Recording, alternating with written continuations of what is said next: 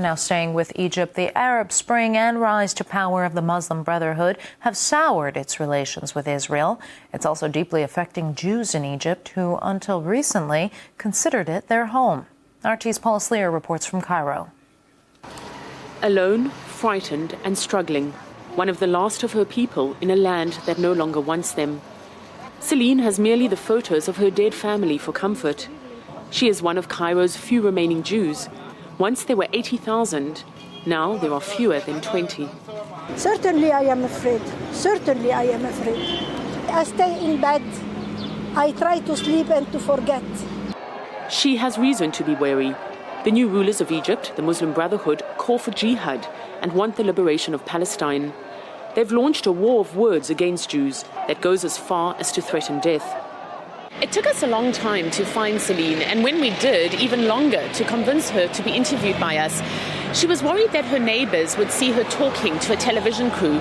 Eventually, she agreed to talk to us here on the street, but when I walked her back to her building, a neighbour spotted us and started screaming obscenities at her. There is fanatic persons in my building. The roots of Jewish people run deep in the streets of Cairo. As far back as the 12th century, pious Jews trod these cobbled streets on their way to study with renowned physician Rabbi Moses ben Maimun. Ahmed has collected memories of the many Jews who once lived here. He proudly shows me articles of those he once knew. This place used to be full of Jews. They were all my friends, but they all left in the early 50s.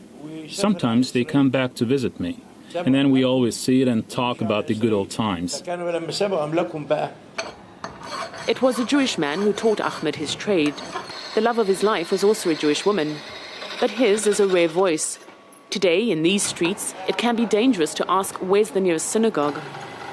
Certainly I am afraid of the rules they are going to declare. They are not democrat, and they said their future problem is to make a war with the little country. That little country, which few dare to mention, is Israel. There may be divisions among Egyptians, but they are united in their hatred of their neighbour. Israel is a racist state which doesn't respect agreements. An Israeli Jew is not welcome in Egypt. No treaty will continue between us. I hate dealing with Israel, and its presence in the region is dangerous. Israel is a cancer, our main enemy.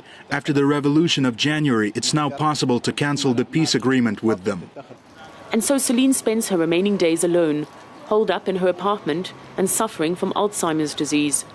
Too afraid to venture out, and when she does, it's only for the shortest time, lost in the memory of a fast disappearing world. Paul Sleer, RT, Cairo.